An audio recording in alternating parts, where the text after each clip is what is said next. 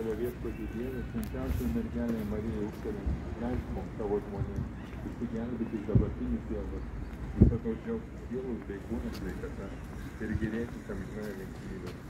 Prašome per Kristų mūsų viešpatį.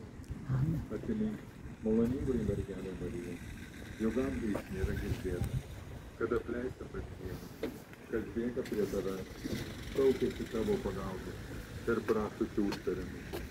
Šitokio pasitikėjimo kupini ir mes skubame prie tavęs, mergelė ir moteris. Mes einame pas tave ir būdami nusidėjai, su gailesčiu puolame prie tavo kojų. Tu įsikūnijusi žodžio motina, nepaniekink mūsų žodžių, bet maloningai išgirsk ir išklausyk mūsų. Amen. Tėve mūsų, kuris esi danguje, teesie šventas tavo vardas, teateinie tavo karalystė, teesie tavo valia, kaip danguje, taip ir žemėje. Kasdienės mūsų duonos duok mums šiandien ir atleisk mums mūsų kaltes, kaip ir mes atleidžiame savo kaltininkams.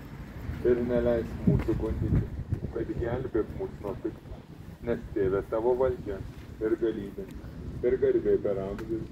Amen. Laiminkime Ukrainą, laiminkime kraštus, šalis, kuriuose vyksta karai, neramumai. Laiminkime Lietuvą, visą pasaulį ir vienas kitą.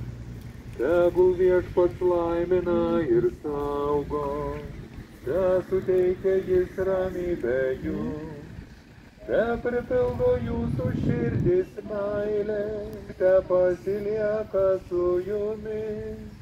Tegul viešpats laimina ir saugo, te suteikia jis ramybę jums, te pripildo jūsų širdis meilė ir te pasilieka su jumis.